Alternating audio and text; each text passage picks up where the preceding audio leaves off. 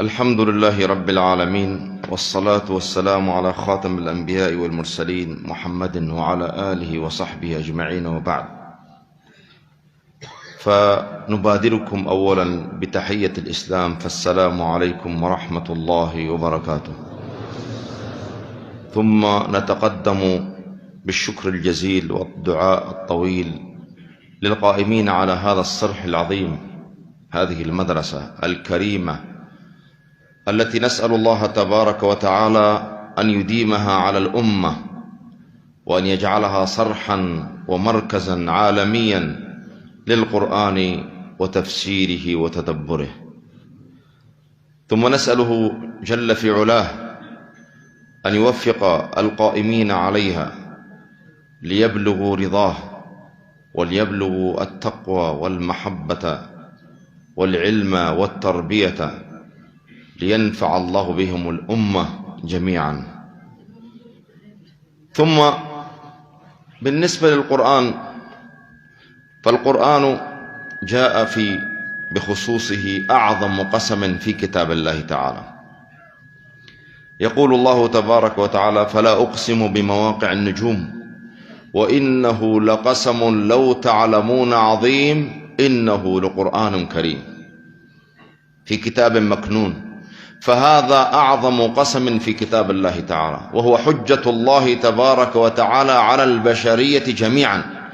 فالقرآن ليس للمسلمين فحسب، بل هو لأهل الكتاب، لليهود والنصارى ولجميع البشرية. والدليل الله تبارك وتعالى يقول في كتابه: يا أيها الناس، يخاطب الناس جميعا: يا أيها الناس اتقوا ربكم الذي خلقكم من نفس واحدة وخلق منها زوجها. وهذا دليل على أن القرآن يخاطب البشرية جميعا. والله تبارك وتعالى يقول: إن الإنسان لفي خسر، والإنسان يدخل فيه جميع البشرية. فالقرآن حجة الله تبارك وتعالى على البشرية جميعا، ليس فقط على المسلمين. ولذا يخاطب الناس ويخاطب الإنسان في جنسه. والمسلم يجدر به أن يهتم بهذا القرآن، فهو المعجزة العظيمة. يقول صلى الله عليه وسلم: ما من نبي إلا وقد أوتي من الآيات ما يؤمن به البشر، وإنما الذي أوتيته وحي، فأرجو أن أكون أكثرهم تابعا يوم القيامة. لما حجة القرآن تختلف عن حجة موسى عليه السلام؟ العصا والحجر والبحر، كل هذه المعجزات انتهت بذهاب الأنبياء عليهم السلام، ولكن حجته عليه الصلاة والسلام هذه المعجزة العظيمة باقية إلى قيام الساعة. بعد وفاة النبي عليه الصلاة والسلام بقيت وهي باقية إلى قيام الساعة، وهي حجة عظيمة. القرآن لكل زمان، القرآن لكل عقل. يقول ابن عباس: القرآن على 4 أقسام، فيه من لا يعذر في فهمه أحد، الكل يفهمه حتى الأعجم يفهمه، وفيه من لا يفهمه إلا العرب بسليقتهم، وفيه من لا يفهمه إلا العلماء، وفيه من لا يعرفه إلا الله. فالقرآن حجة عظيمة، والقرآن مصدر العلوم، ما فرطنا في هذا الكتاب من شيء، تبيانا لكل شيء. والقرآن محل الأجر والعلم والتربية، أجر وعلم وتربية. أما الأجر فهو يثبت بالتلاوة، لقوله صلى الله عليه وسلم: لا أقول ألف لام ميم، ولكن ألف حرف ولام حرف وميم حرف، وفي كل حرف 10 حسنات. 10 حسنات في كل حرف. الجزء الواحد الإنسان يأخذ به أكثر من 100,000 حسنة، حسنات عظيمة. والحسنات هذه تتضاعف على قدر النية، الحسنة ب10 أمثالها إلى 700 ضعف وإلى أضعاف كثيرة. وفيه العلم والتربية، والعلم والتربية لا تتأتى إلا بتدبر القرآن. وهذه الدورة المباركة في مثل هذه المدينة النائية البعيدة، والله هذه ثروة عظيمة للأمة الإسلامية، وهذه نصرة إلهية، نصرة ربانية، رحمة الله تبارك وتعالى على هذه القرية بأكملها. فقراءة القرآن يسمعها الحجر والمدر والأرض والسماء. الله تبارك وتعالى يقول: فما بكت عليهم الأرض ولا السماء. فقارئ القرآن يجب عليه أن يعلم أن كل شيء في هذا الوجود يسمعه يبارك له في قراءته، ويبارك له في تدبره. وداود عليه السلام عندما كان يسبح الله تبارك وتعالى بكلام الله كانت الجبال تسبح معه. وهكذا كل من قرأ القرآن كأنما أسمع جميع ما حوله، فكل من سمع منه القرآن سيكون له شاهدا يوم القيامة. فإذن العلم لا يتأتى إلا بالتدبر. أفلا يتدبرون القرآن أم على قلوب أقفالها أفلا يتدبرون القرآن ولو كان من عند غير الله لوجدوا فيه اختلافا كثيرا. وتدبر القرآن في مثل هذه الدورة المباركة. القرآن ليس فيها فقط علم فقط قد يدخل الإنسان في المغضوب عليهم بلا عمل، وعمل بلا علم يدخل الإنسان في الضالين. أما تدبر القرآن يخرجه من الضالين بتعلمه، ويخرجه من المغضوب عليهم بتربيته. فالقرآن فن، الله تبارك وتعالى لم يجعل فيه فقط فن التلاوة ولا فن التدبر بالعلم فقط، وإنما جعل فيه التربية، ولذا يقص علينا القصص. والتربية تأتي للإنسان أولا بالخشوع، والخشوع يكون في كتاب الله تبارك وتعالى. فإذا كان في القلب خشوع، إذا خشع القلب خشعت له الجوارح، لأنه المضغة التي إذا صلحت صلح الجسد كله، وإذا فسدت فسد الجسد كله، كما قال النبي عليه الصلاة والسلام. فتربية الإنسان يتلقاها من القرآن، تربيته يتلقاها من القرآن مبتدئا بالخشوع. فإذا خشع لان قلبه، وإذا لان قلبه امتثل جسده للقلب، وهذه هي التربية. فيجمع القرآن بين الحسنات والأجور وبين العلم، فإنه خزينة العلم.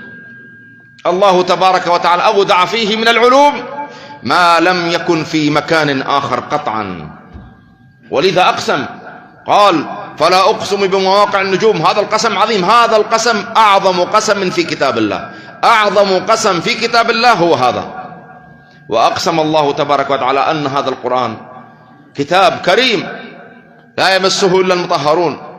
فأقول هنيئا لكم، وأسأل الله تبارك وتعالى أن يزيد من هذه الدورات. هذه الدورات فتحت القلوب وشرحت الصدور، وربت الناس على السنة، وربت الناس على حب الله، وعلى الإيمان الصحيح، وعلى الإيمان القوي المتمثل بالله تبارك وتعالى. علقت القلوب بالله. القرآن كلام الله ووصفته جل في علاه. القرآن كلام الله وصفته، فعندما يتعلق الإنسان بالقرآن ينال محبة الرحمن. ولذا عليه الصلاة والسلام كما ثبت في الحديث، ذاك الصحابي الذي كان يقرأ قل هو الله أحد بصورة مستمرة، فقال لهم النبي عليه الصلاة والسلام: سلوه لما يقرأ؟ قال: هي صفة الرحمن وأنا أحبها. فبلغه النبي عليه الصلاة والسلام أن الله يحبه. فحب القرآن، حب صفة الله، تؤدي إلى محبة الله. ومن أحبه الله، العبد إذا أحبه الله كان سمعه وكان بصره وكان يده، ولئن سأله لأعطاه.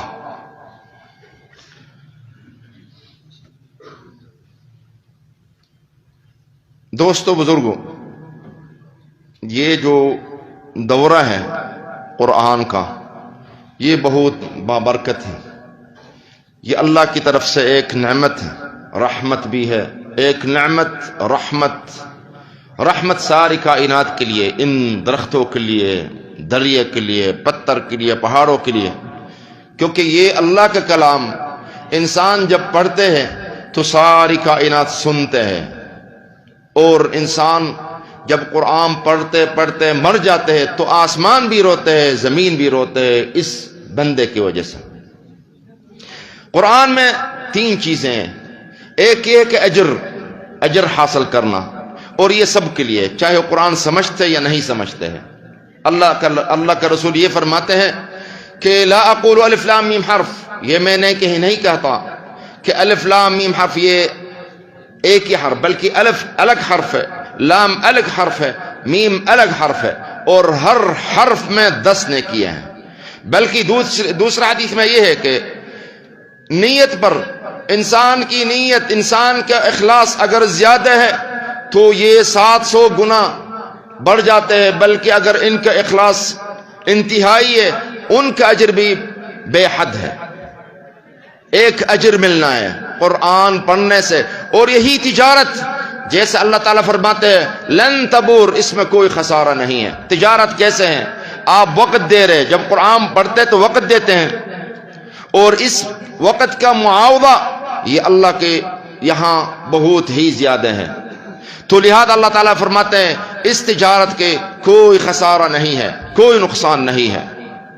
ایک یہ ہے کہ اجر ملنا، اور اجر ملتا ہے قرآن پڑھنے سے، اور یہ بھی ہے قرآن پڑھ کے دل بھی متاثر ہو جاتے ہیں اگرچہ نہیں سمجھتے ہیں۔ جیسے ہمارا ایک قاعدہ ہے ما تکرر علی اللسان تقرر فی القلب، جو زبان پر تکرار آ جاتے ہیں تو یہ دل میں اتر جاتے ہیں۔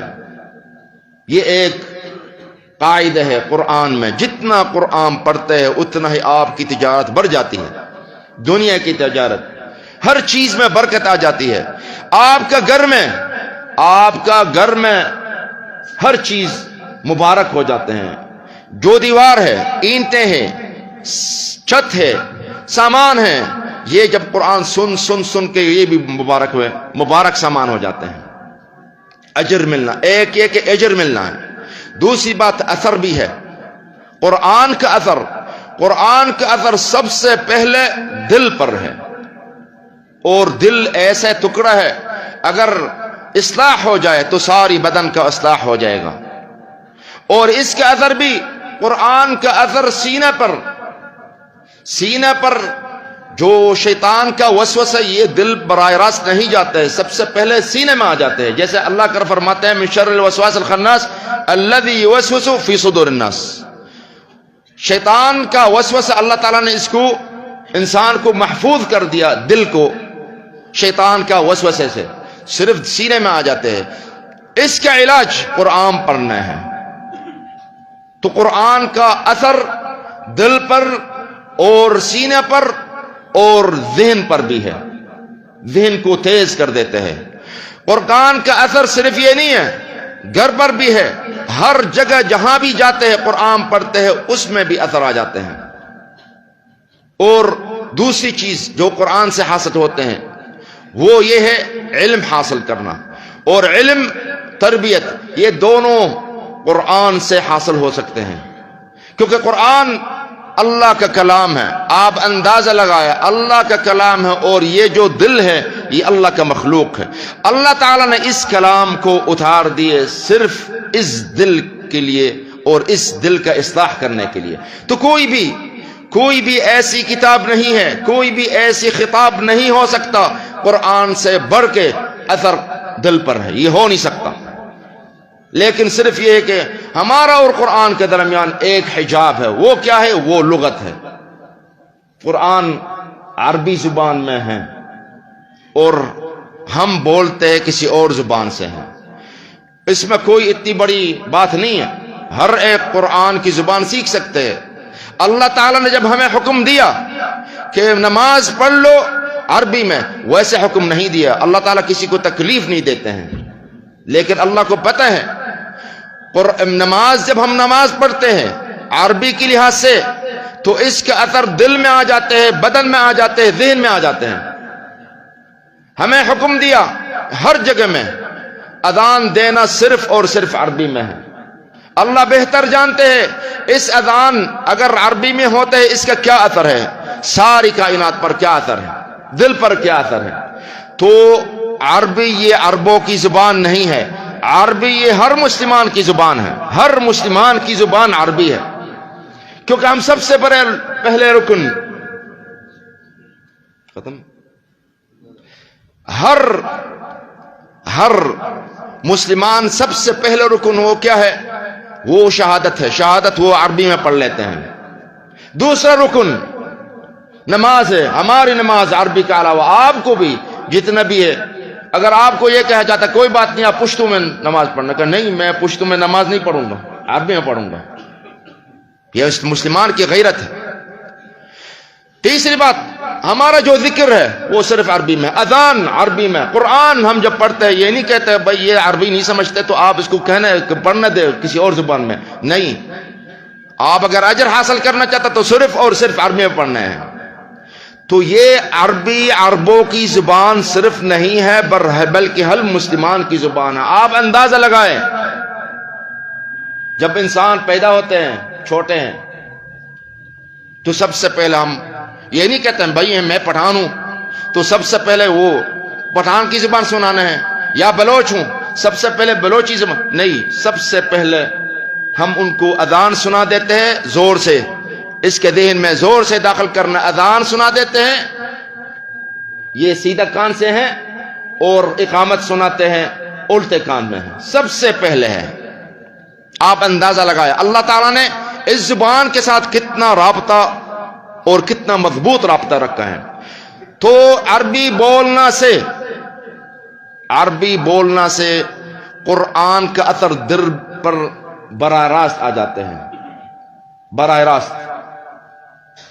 ایک قرآن سمجھنا یہ ٹھیک ہے، جو عربی سیکھ جاتے ہیں تو قرآن سمجھ میں آ جاتے ہیں، لیکن قرآن کا اثر دل میں ان لوگوں کے لیے آتے ہیں جو قرآن کی زبان استعمال کرتے ہیں۔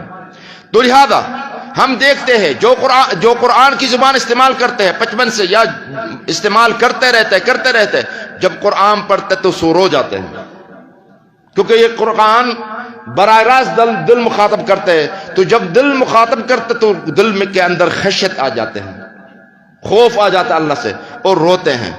قرآن ایسی چیز ہے، قرآن اللہ کا کلام ہے جو پہاڑ پر اگر نازل ہوتا ہے تو اس کو ریزے ریزے کر دیتا ہے، تو دل پر اگر ہوتا ہے تو کیا ہو جاتا ہے۔ تو آپ بھی یہ نہیں سمجھنا، بعض لوگ کہتے ہیں بھائی ہم تو پاکستان میں ہیں، ہم تو اس علاقے میں ہیں، کیسے عربی سیکھ جاتا ہے۔ آپ ایک عزم رکھ لے، واللہ اگر آپ عزم رکھتے ہیں، ہمت رکھتے ہیں تو اللہ تعالیٰ آپ کے لیے راستے بنا لیتے ہیں۔ ہم نے دیکھے ہیں الائی میں، ہر جگہ میں دیکھے ہیں، جس کی ہمت ہے، چاہے عوام میں سے ہے، طالب علم بھی نہیں ہے، عوام میں سے ہمت، ہم دیکھ رہے کہ جو ہمت رکھتے ہیں انگریزی سیکھنے کے لیے کفار کی زبان سیکھ جاتے ہیں۔ تو کیوں ہم عربی زبان اس کو مشکل سمجھتے ہیں؟ مشکل نہیں ہے۔ آپ جب نماز پڑھتے عربی میں ہے، قرآن پڑھتے عربی میں ہے، اذان سنتا عربی میں ہے، ذکر کرتا عربی میں ہے، تو عربی آپ کے لیے بہت آسان ہے۔ تو عربی سیکھنا آپ کے لیے مشکل نہیں ہے، ہر ایک عزم کر لے کہ میں انشاءاللہ تعالی عربی سیکھ جاؤں گا تاکہ قرآن کا سمجھ اور قرآن کی خشیت مل جاؤں گا۔ تیار ہے انشاءاللہ؟ جو تیار ہو ہاتھ اٹھا لے، اللہ تعالی سب کو توفیق دے۔